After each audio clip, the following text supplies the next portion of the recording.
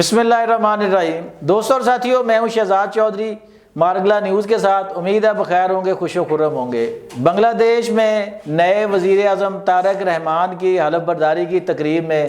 احسن اقبال صاحب نے شرکت کی۔ احسن اقبال صاحب جب اپنی گاڑی میں گئے تقریب میں شرکت کے لیے، اس پر پاکستانی جھنڈے کو دیکھ کر بنگلہ دیشی عوام نے جس والہانہ پن کا اظہار کیا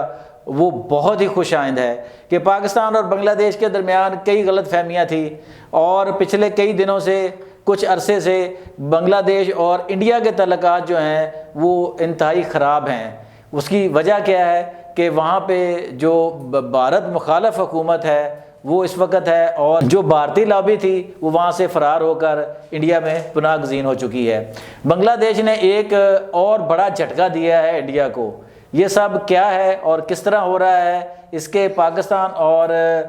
انڈیا پر اور خود بنگلہ دیش پر کیا اثرات ہوں گے، اس حوالے سے بات کرتے ہیں۔ ہمارے ساتھ اسٹوڈیو میں موجود ہیں سینئر کالم نگار اور تجزیہ کار سید ذوالفقار علی شاہ۔ السلام علیکم شاہ جی۔ وعلیکم السلام جی، کیا حال ہے؟ ٹھیک ہے، اللہ کا کرم۔ شاہ جی،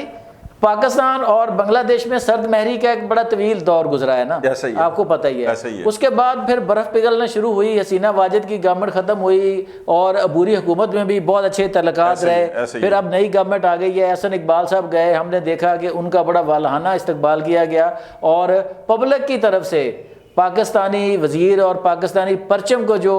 پذیرائی ملی، اس کو آپ کس نظر سے دیکھتے ہیں؟ جی سب سے پہلے جو آپ نے سوال کیا کہ اس کو کس نظر سے دیکھتے ہیں، سر انتہائی خوش آئند ہے، انتہائی خوش آئند ہے پاکستان کے لیے، اور خاص طور پہ اس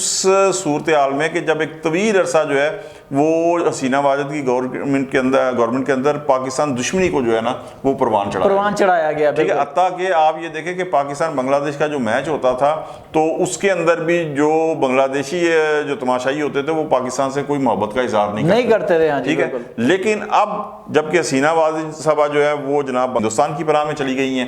تو یہاں پہ طارق رحمان صاحب جو ہے وزیر اعظم بن گئے ہیں۔ اب حالات جو ہے بلکہ حسینہ واجد کے جانے کے بعد ہی جو ہے وہ حالات نے پلٹا کھایا اور ایک دم مقصد سمجھے 180 ڈگری کا جو ہے نا وہ فرق آ گیا، کیونکہ اس کی وجہ یہ ہے چوئی صاحب کہ حسینہ واجد کا بیک گراؤنڈ آپ دیکھیں اور ان کے جو اقدامات ہیں وہ شروع سے ڈے ون سے مقصد وہ انڈین لابی کے اندر، ہاں بالکل، انڈیا کا جو ہے اثر و رسوخ ان کے اوپر ہی نہیں، ان کے پورے خاندان کے اوپر تھا وہ تھا، ٹھیک ہے۔ تو اس حساب سے وہ پرو انڈین تھی، وہ انڈین کو اپنے ملک کے اندر سہولتیں دیتی تھی اور پاکستان کے خلاف جو ہے وہ انہوں نے پاکستان کو کبھی مقصد ان کے حق میں کوئی بات نہیں کی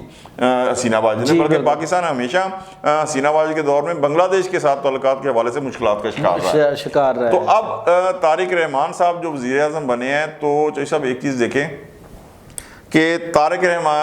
رحمان صاحب کے جو ہے وہ جناب والا ضیاء الرحمان جو جنرل تھے جنہوں نے مارشل لا لگایا ان کے بیٹے ہیں، ہاں بالکل ٹھیک ہے۔ طارق رحمان صاحب جو جنرل تھے، جنرل طارق رحمان صاحب جنرل ضیاء الرحمان صاحب، انہوں نے جب مارشل لا لگایا تو سر حسینہ واجد صاحبہ اس وقت لندن میں تھی، باقی مجیب الرحمان صاحب اور پورے خاندان جو ہے وہ اس وقت قتل ہوا، ٹھیک ہے۔ تو اب مجھے ایک چیز بتائیں کہ جس نے حسینہ واجد کے خاندان کو قتل کیا ہے وہ وزیر اعظم ہے،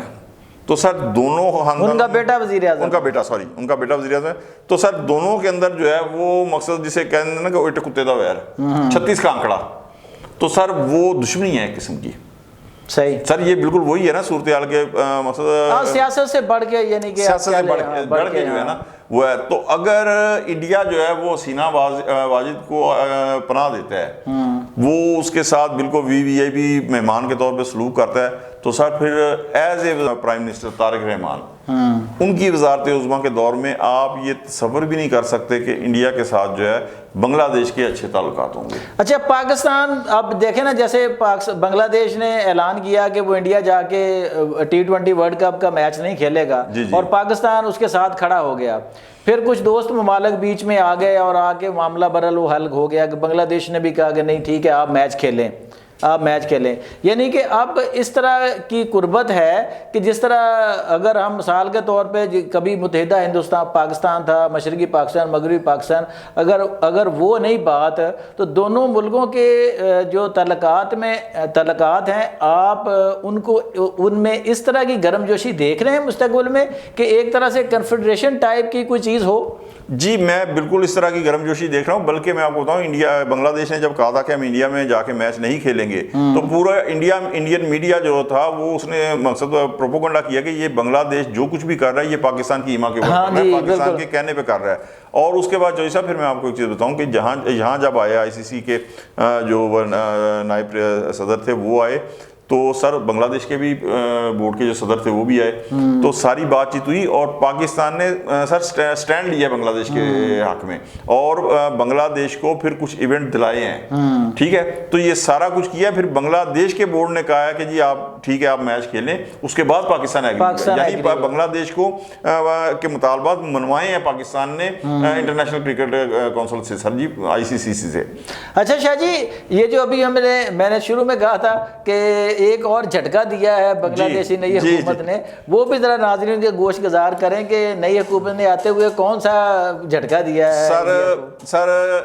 انڈیا کی ایک کم لاگت جسے کہتے ہیں نا اسپائس جیٹ ایئر لائن ہے سر, اس کے جہاز جتنے بھی ہیں ان کے لیے اپنی حدود کو, فضائی حدود کو بند کر دیا. اچھا یہ ایک جملہ ہوتا ہے کہ جی فضائی حدود کو بند کر دیا, لیکن آپ یقین کریں کہ اس کے اثرات جو ہے نا سر وہ بہت زیادہ پڑتے ہیں. اس کے دو اثرات ہیں, ایک تو یہ کہ ظاہر ہے کہ آپ کو پھر گھوم کے جانا پڑتا ہے, تو ایک اس کے اندر مقصد جو فیول کی مد کے اندر آپ کے جو اخراجات آتے ہیں. سیکنڈ یہ ہوتا ہے کہ جہاز کے اوپر لوگ سفر کیوں کرتے ہیں, جلدی کے لیے. ہاں جی ٹھیک ہے نا, آپ اگر ایک مقصد پرائیویٹ ٹیکسی کراتے ہیں کہ بھائی میں نے جانا نہیں یار, میں بس سے نہیں جلدی, تو وہ پرائیویٹ ٹیکسی 10 جگہ بیچ میں پنکچر ہو جائے تو آپ کا تو مقصد ہی فوت ہو گیا. تو اب اگر جنہوں نے جلدی جانا ہے سر, وہ اگر اوپر سے گھوم کے کئی 1.5-2 گھنٹے ڈیلے ہو جائے تو سر ان کا تو بائی ایئر کا سفر کرنے کا مقصد ختم ہو گیا. اور دوسرا کاسٹ بھی اس کی بڑھ گئی, ایئر لائن کی مہنگا بھی ہو اور پھر ڈیلے بھی ہو, تو سر وہ کلائنٹیج کے اوپر بڑا فرق پڑتا ہے. کلائنٹیج سے مراد کہ آپ کے جو کاروبار ہے, جو بزنس ہے, اس کے اوپر بڑا اثر پڑتا ہے. اور اگر آپ نے سمجھنا ہے کہ بزنس کیا چیز ہے, اس کی اہمیت کیا چیز ہے, تو سر ٹرمپ بہادر صاحب کے اس جملے کو یاد رکھیں جو انہوں نے بولا کہ ٹیرف میرا پسندیدہ لفظ ہے. وہ کہ امریکن سپریم کورٹ نے ان کے بہت سے لگایا گیا ٹیرف کو مسئلہ کالعظم قرار دے دیا, لیکن سر یہ کاروباری دنیا ہے. نہیں بالکل صحیح, کارپوریٹ ورلڈ ہے جی. یعنی آپ یہ دیکھیں کہ انڈیا نے رشیا سے تیل خریدنا بند کر دیا ہے,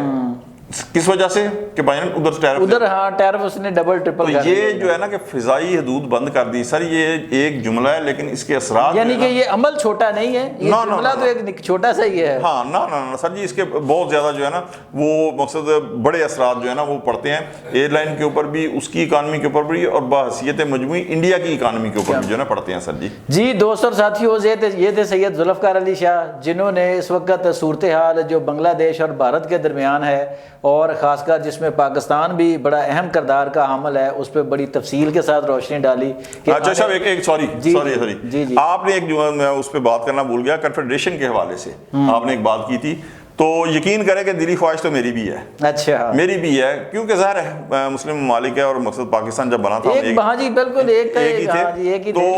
اور میری اپنی پتہ نہیں کیوں آپ خواہش کہہ لیں یا جو مرضی سے کہہ لیں کہ جس طرح پاکستان اور بنگلہ دیش کے درمیان محبت بڑھ رہی ہے نا سر, تو میں بھی کسی ایک جگہ پہ ایک سٹیج پہ اوپر جا کے جو ہے نا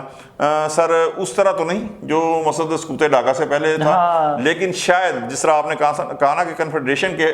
کی طرح کی کوئی چیز ہو جائے, تو شاید سر یہ ممکن ہو سکے. جی دوستوں اور ساتھیوں, سید ذوالفقار علی شاہ نے بڑا اچھا نقطہ بیان کیا کہ کسی سطح پہ جا کے کنفیڈریشن کے لیول پہ بھی ہم پہنچ سکتے ہیں, ایک قوم ہے. اور ایک بات اور ناظرین کے گوش گزار کرتے جاؤں کہ دیکھیں جو نئی نسل ہے نا, اس کے سوچنے کا انداز اور ہے, یہ کسی اور طرح سوچتی ہے. یہ اب 71 والی جو چیزیں تھیں, جو معاملات تھے, جو تلخیاں تھیں, نئی جنریشن اس سے باہر نکل آئی ہے. اس کا اندازہ اس بات سے بھی لگایا جا سکتا ہے کہ بنگلہ دیش